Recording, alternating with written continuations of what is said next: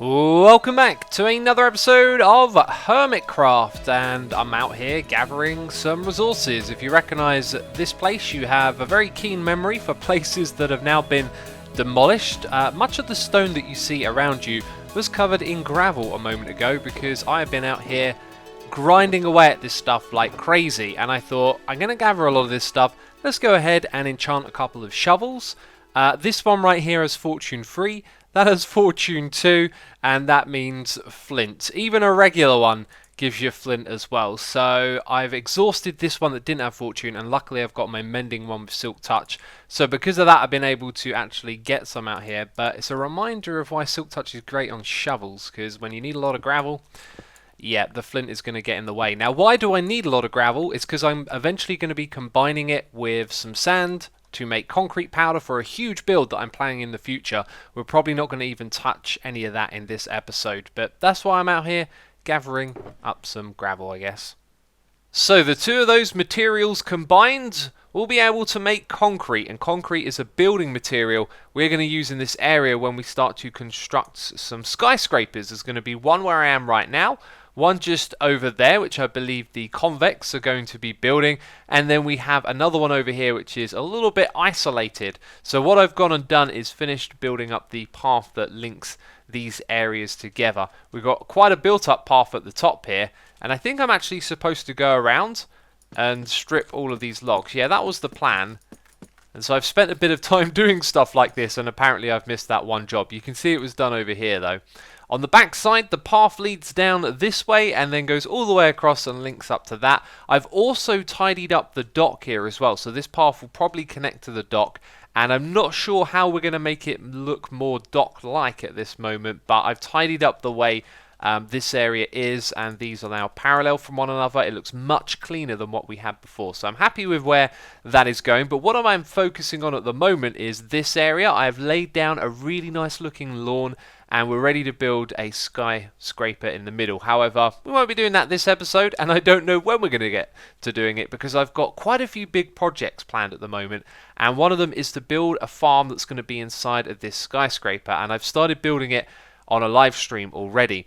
Now, it just so happens that this isn't lined up in the center. In the live stream, I took all the precautions to make sure this had been perfectly aligned with the center of this area, which is this space right here. Yet somehow, after building several levels of it, I realized it was over by one block. This hopper is obviously here to catch the cactus that is coming out of it. Turns out it's not going to be a problem, and I don't want to rebuild it just for the sake of it being, you know, neatly positioned inside of this thing. There's going to be a big building around it one day, and you won't even be able to see this cactus farm. So we're going to leave it where it is, and right now I'm actually going to work on expanding it. Alright, a few more levels added. I wasn't keeping count. This might be as tall as it goes. I might add more in the future, but that will do for now. And also, this farm is not primarily for cactus dye, or anything related to dyeing blocks. Can you guess what we're going to be using this cactus for? It's going to have a very interesting use, that's for sure. And this design, by the way, with the glass panes around, means that when the cactus pops off and goes to the side, it hits the glass pane and then it drops down into the water. So it eliminates the possibility of the cactus popping off and going into another cactus. I did a whole episode of that in myth busting. There'll be a card on the screen for it if you fancy checking it out and learning about the science behind all the cactus farming.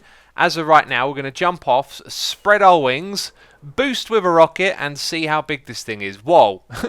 Yeah, that's pretty spectacular. I think maybe the skyscraper we're going to build here will be a little bit taller than that. So we'll probably be able to build another 3 or 4 farms. But as of right now, I've got my taste of cactus farm building for this episode.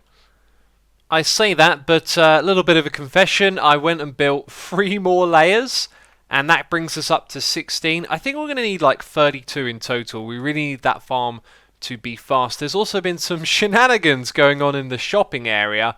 This one amuses me greatly. I Steal is now the name of Impulse's shop. Don't know quite what that's about, but this over here I've attached to my builds because they were always here from the beginning, weren't they? Yeah, you know they were. We're not lying.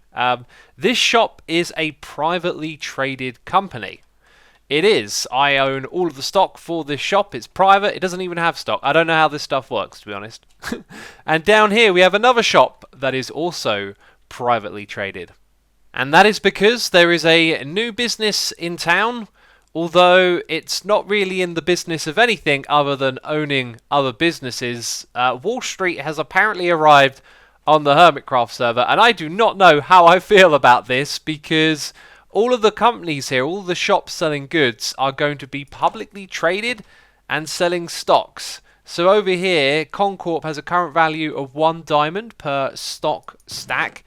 I mean, this kind of sounds like a con to me, don't you think? I don't know if I can trust this, so I've decided to declare that my businesses are going to be privately traded for now. My friends, I have a little bit of a confession to make. I wandered all the way over there to the shopping area with the intent of doing something, but what that something is, I can't actually remember. I completely lost my train of thought. And so I just came back over to this place and I had the opportunity to AFK for a while and I wasn't happy with the amount of cactus that I got from this thing. So I didn't know if I should make this any higher because the skyscraper might look a little bit odd if it gets too tall.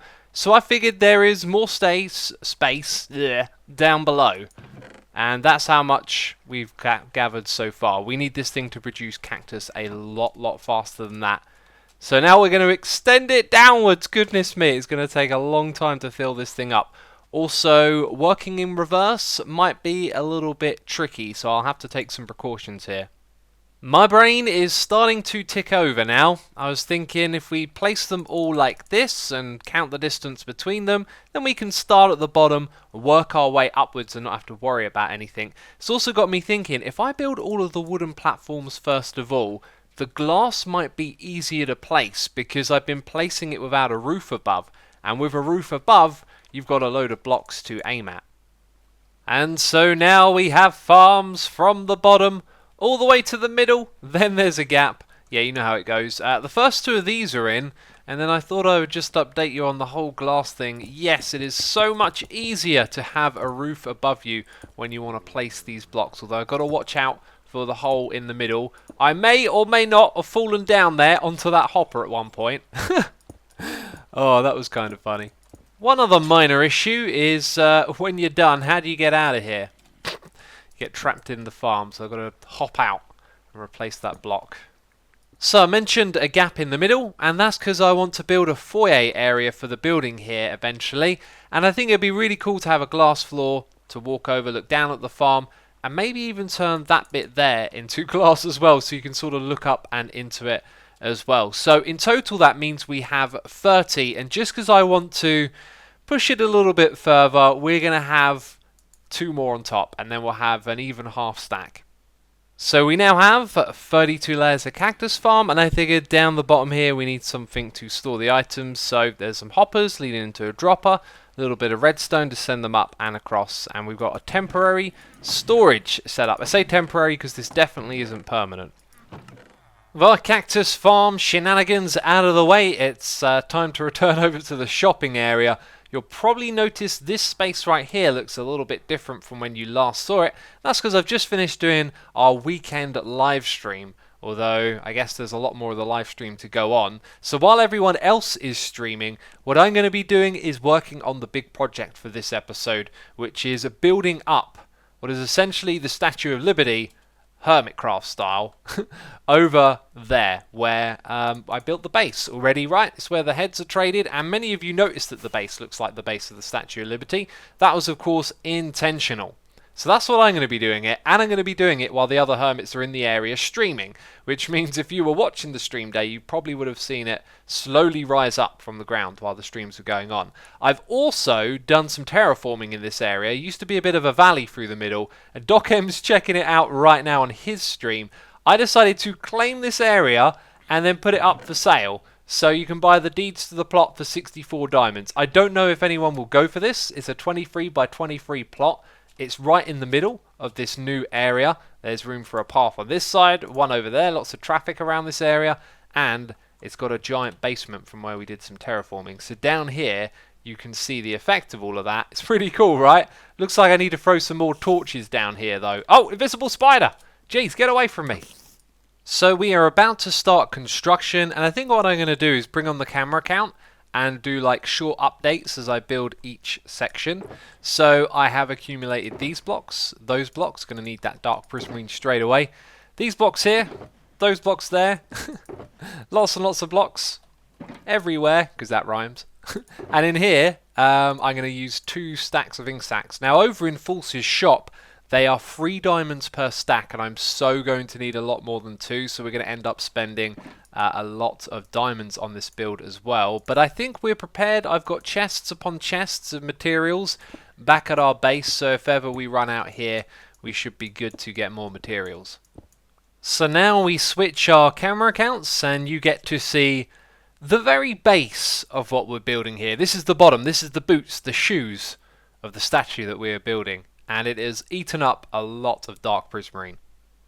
This ladder has rather quickly become redundant. The build is so big I have resorted to using rockets to fly up and get on top of it. And you can see the bulk of the body here is now done, but there are gaps on the side for the other things that we need to build. So we're going to have a change of materials now and work on what's going to go in front of this big gap. And there it is, the book of Hermitcraft lore. It looks real strange because it's got a hole over here, but this is just me being hyper efficient and not using any more blocks than I need to, because what we're going to do next is put an arm in front of this thing. And now there is an arm in place holding the book, and it looks glorious. Building this has actually been pretty swift so far, even if I've placed a gazillion blocks. So now what I think we'll do is move over to the other side and build this arm. And now the other arm is extended outwards, holding a torch, which we're going to put glass above, so it has like a fire and flames look about it. But you know what's coming next? The face, the heads, and I think you're going to like this. And there it is, a glorious villager face, because of course there are villagers to trade with underneath. And now this villager just needs a crown built on top of its cranium, which is currently open, by the way. Look, it's a big old hole right here. And look at that, it is looking glorious, marvellous. This is a fantastic statue, and it is gigantuan. There is just one more touch for this project now, and that is to do the torch, which is going to require some glass. We're going to use some yellow, red and orange to create some flames, and that'll be the final touch on this project. And there it is, my friends, the flames from the torch, the final touch. And man, what a fantastic build, right? Let me know what you think of it with a comment down below. Can't wait to hear what you think of this. So my friends, back at the base, and I think we over-farmed the amount of prismarine here. I've still got chests full of the stuff. I also set up yet another farm, which I managed to assemble in about 10 minutes, getting used to building those. And this fella over here is who I'm looking for. Napoleon Bonaparte, you know. I brought this horse based on its name, and I think Grian is going to be a little bit upset because I've been offered an exchange for a different horse. This one is slow, it has low health, and it doesn't jump very high. It's pretty much a naff horse, and Scar is actually going to give me an exchange for T-Bone. So we're going to pop this guy through the nether and head over to the shop. Well, we can forget about that because Napoleon just came through the portal and was inside the obsidian and died straight away. That sucks. Well, it feels like it's been quite the pricey day on the server. I've spent 3 diamond blocks over here. We've lost our 32 diamonds worth of skeleton horse. And I've spent a lot of time placing down blocks from over here. It looks absolutely majestic though, doesn't it? Which is exactly what I wanted for this area. Wow! Looking so good over there.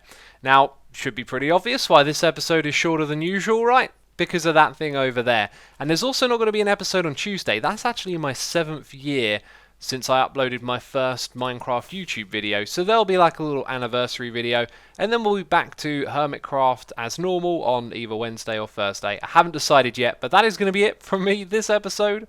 I do hope that you have enjoyed it. And if you have, hit the like button as always. Thank you for your support. And I'll see you soon with another episode.